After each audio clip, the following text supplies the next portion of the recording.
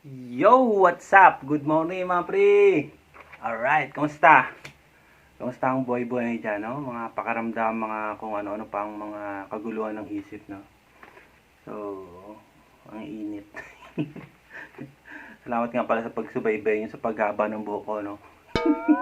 Magsimula, no? Nag-vlog ako, hindi na ako nagpagupit, eh. Yan. Yung mga, ano na to, 2 years. Magto 2 years na, no? Mga haba na. Anyway, no? Pag-usapan naman natin ngayon yung ano, tungkol sa panic, no? May mga paniniwala kasi tayo, no? May mga nabuo na sa utak natin, sa isip natin na 'yun ang ginagawa natin kapag may panic tayo, no? Hindi natin halos napapansin kasi minsan 'yun pa nagpapaginawa sa atin, no? Pero minsan 'yun din ang nagiging mas lalo nagpapalakas tsaka nagpapatagal dahil sa mga maling gawi na yun, no? Yun yung mga nagpapalakas pa eh, na hindi natin namamalayan, no? So, yun. Mga naisip-isip ko lang na mga itatopic, no? So, yun. May mga naisulat na ako dyan. Yun ang itatopic natin ngayon, no? So, yun. Intro.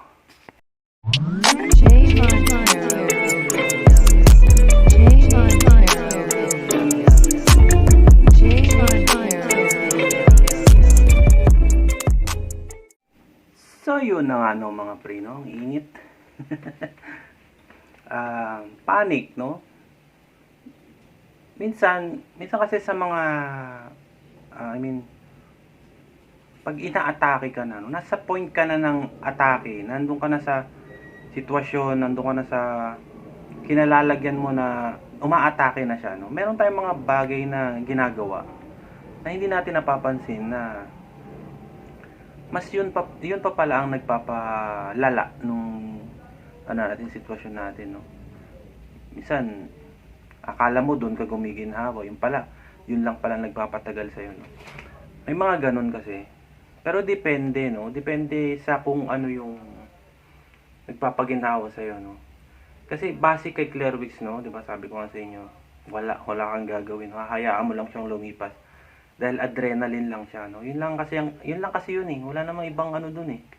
Wala kang namang ibang dapat kontrolin or ang tawag dito. Wala kang dapat i-ano sa kanya. Ibigay na, sabi ko nga, resistance, 'di ba? Wala kang dapat na ibigay na reaction or something, no? Ang nagiging problema lang kasi natin is hindi natin siya alam, no? Wala tayong method na ginagamit.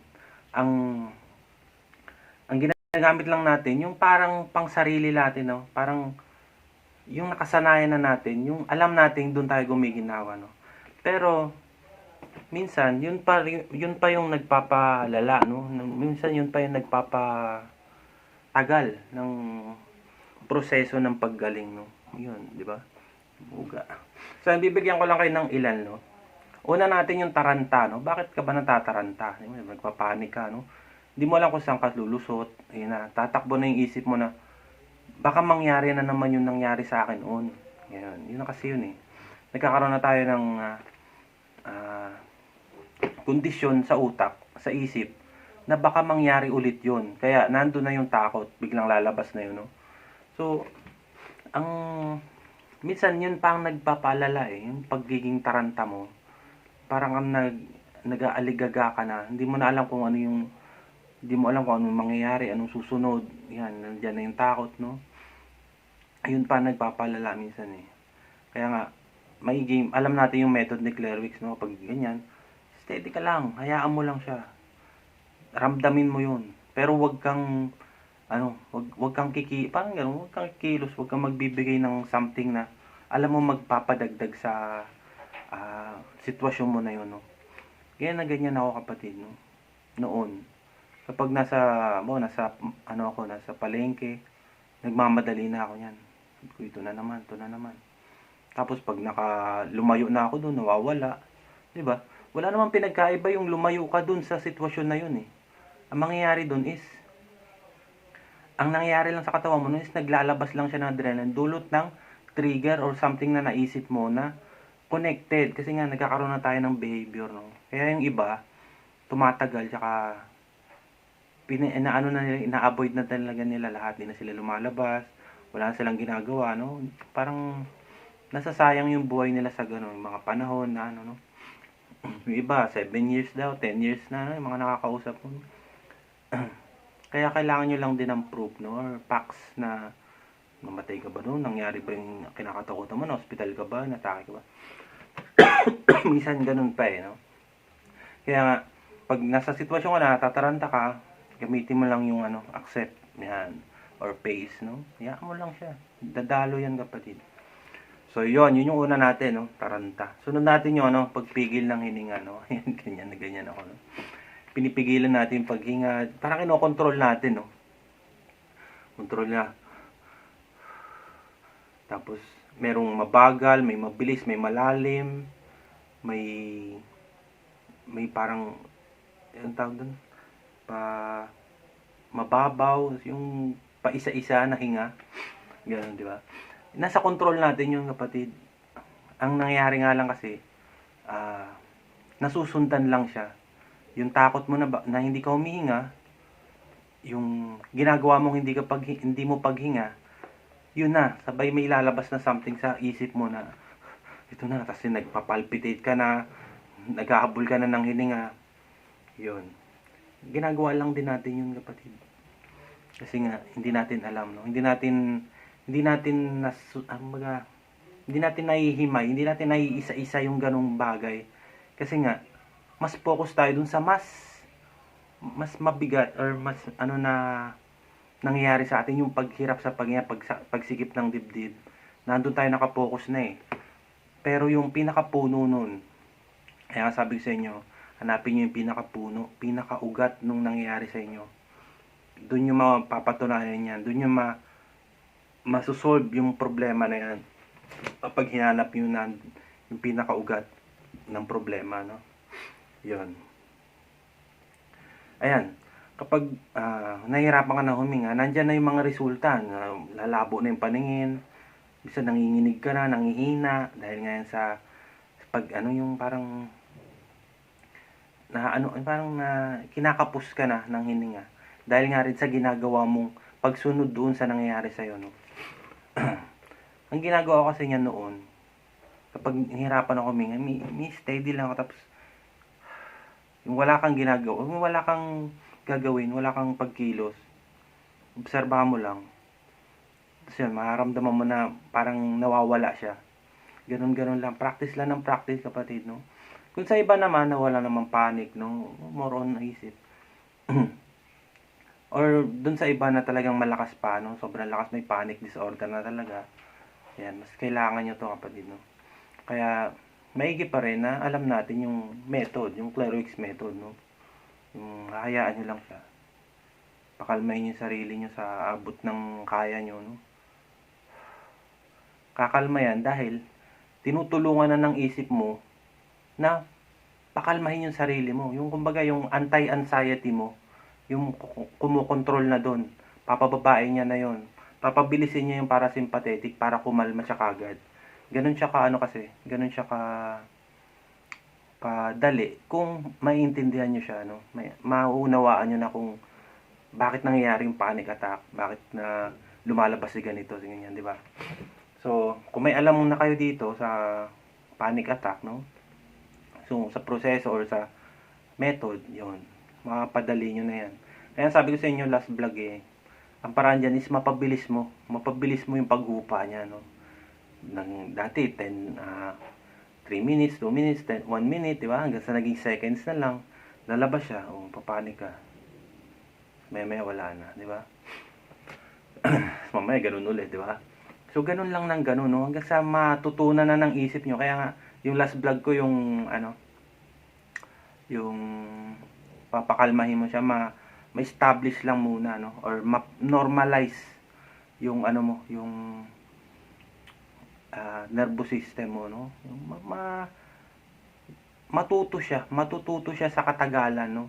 Kaya nga, ang paggaling kasi dito, gaya sa ating mga hindi nagagamot, no? Pagtitimpi lang, patience lang, kapatid, no? Hayaan nyo lang siya. Kaya nga isama nyo sa buhay, no?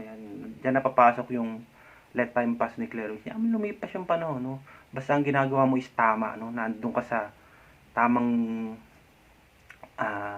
landas. So, ayun. Kaya kinokontrol mo na yan, tapos lumalabo na yung mata mo, no? Mas marami pa, mas dadami pa yung anxiety na lumalabas sa'yo, mga simptomas na yan.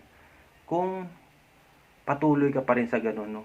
Na hindi mo alam na, kaya pala ako nagpapalpitate o nahihirapan ako huminga dahil din sa ginagawa ko.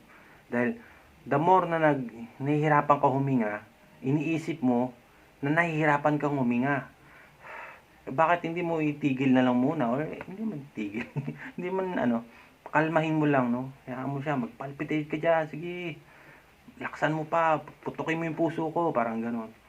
Mamaya yan, kakalma na yan. Ganun kasi yung pangontra. Kumbaga, dapat alam natin yun. Yung pangontra is nasa isip mo na rin.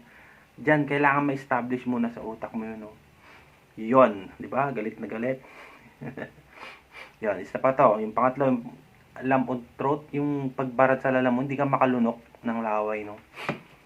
Nakwento ko na to, yung pag bumibili ako sa tindahan paakyat kasi yun, paakyat yung tindahan, no? Pataas, so pag sa kalagitnaan ako, hinihingal ako, tapos paglulunokan lang, nahirapan ako huminga.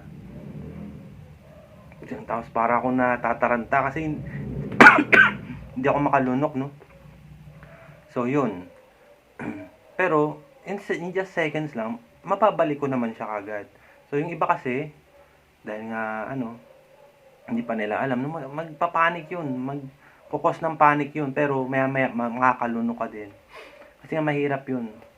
Ang dahilan niyan is palpitation, no? Isa pa yun, palpitation. Kasi nahirapan ka lumunok. Yung paghinga mo, yung tibok ng puso mo, parang hindi na siya, hindi na siya sabay, no? Hindi na siya wala na siya sa rhythm ng paghinga mo, tsaka sa tibok ng puso mo, no? Lalo na pag nahihirapan ka na rin huminga, yan, di na magsasabayan.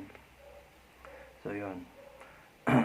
Parang may stuck, parang nachuchok, parang nahihirapan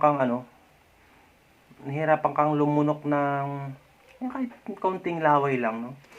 Siguro sa iba na mga nakakaranas, yung mga malalakas pa yung panic ngayon, no? Yan, alam nila, nararamdaman nila yan. Sasabay pa to si churning stomach, alam niyo, yung paninigas ng tiyan. Pag nanigas na yung tiyan mo, parang nahihirapan ka ng huminga, tapos yung lalamunan mo, hindi ka pa makalunok, kasi minsan nanginginig ka na, pinapawisan ka, di ba? Maglalabasan sila kasi nga, kung papaliwanag natin to, mahaba yung ugat na nilalabasan ng yung mga adrenaline na yan, no? Isa lang din kasi ang para siyang nagsasabay-sabay sa isang ugat lang.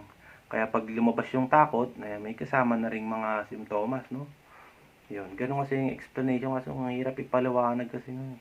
Medyo science na kasi. So, yun. Ano ba paraan doon? Para, halimbawa, hindi ka makalunok, hirapan ka lumunok, kasi parang nai-stuck, no? Pero huwag kang lumunok. Ganun lang kasimple, no? Yan mo. O hindi ka makahinga, di sa ilong ka huminga. Di ba? Parang parang ang basic na lang para sa akin, no? Pero kung sa inyo, no? Medyo hirap pa kayo ngayon. Dala-dala muna kayo ng tubig. Yan, the best yan. So, bakit naman, dala pa akong tubig, bibili lang ako sa tindahan, di ba? Yun. Kaya nga, sabi ko sa inyo, napakalaga ng pagpa-practice, no? Punta sa, dyan lang, no? Malapit, tapos hanggang sa, kailangan nyo kasi muna ma-establish, no? Kailangan nyo muna ma-normalize yun sa padahan-dahan, sa mga pa-practice na ganyan, no? Napakahalaga nun, kapatid, no? Huwag muna kayong, yung tumingin ng malaki, gagaling na kayo kagad na ganun lang, ganun kadali, no? Iba, mas kayo dun, mas ma-frustrate, no? Na, ginawa ko to, gagaling na ako. Parang ganun Hindi Ikaw at ikaw pa rin, no? Ikaw ang gagawa ng paggaling mo, no? Kasi, sa mga hakbang na ginagawa mo, pa konti-konti, alam mo may proseso, ganun.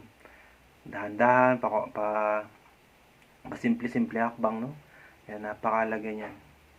Kaya kailangan, alam nyo yun. Kailangan, mayroon kayong idea or mayroon kayong kaalaman pagdating sa anxiety, no? Ito, base yung mga pinapaliwanag ko sa inyo, alis na i-vlog ko na to na ano ko na 'to, eh. Meron lang naglaro sa isip ko kasi tsaka binase ko rin do'n sa mga tanong 'no. Kasi nakakuha ako ng mga tanong na medyo, hmm, tanong ko rin noon 'no. Kaya bigyan natin ng vlog.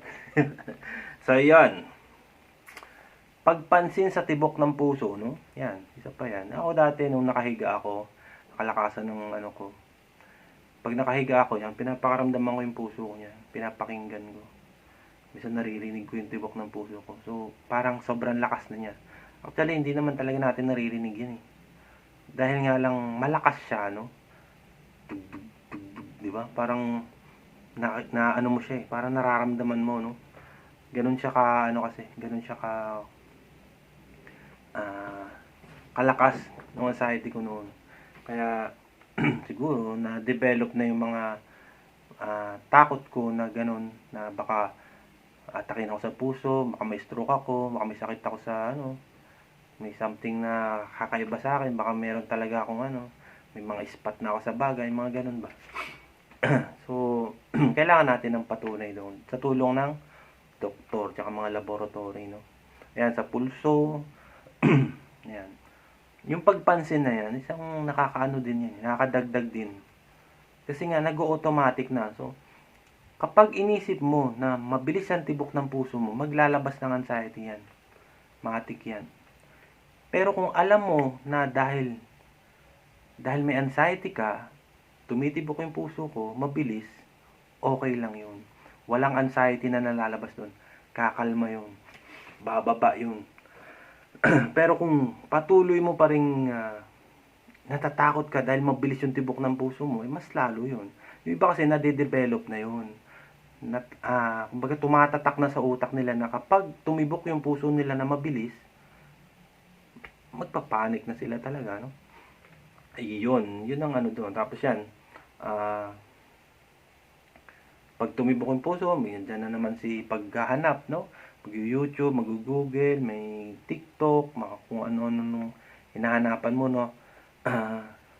Bakit ganito yung tibok ng puso ko, no? Imbis na sa doktor tayo pumupunta tayo sa mga Google na yan, no? Basi, ganyan din ako noon. Pero nung nalaman ko na mas lalo pa pala ako nagiging worse dahil sa ginagawa ko, tinigil ko yun, yung pag-google na yan. Kasi, dadalhin ka niyan kahit saan-saan. Ganon yun, kapatid. Hanggang sa, wala na. Hindi na. Magugulo lalo yung isip mo, no? Dahil dun sa mga nakikita mo, nababasa mo, meron pang mga takot, ay, magaganito ako, magiging ganyan ako. Diba? Mali yun, no? So, yun. Maglalabas sa yung mga galit, yan. Dahil nga, may frustration na bakit ganito, ganyan, di ba? Kaya napakalaga ng kaalaman, no? So, yan, putulin muna natin, no? Parang 5 pa lang at 4. So, yan, putulin natin. Part 2 na lang natin. Sobrang haba.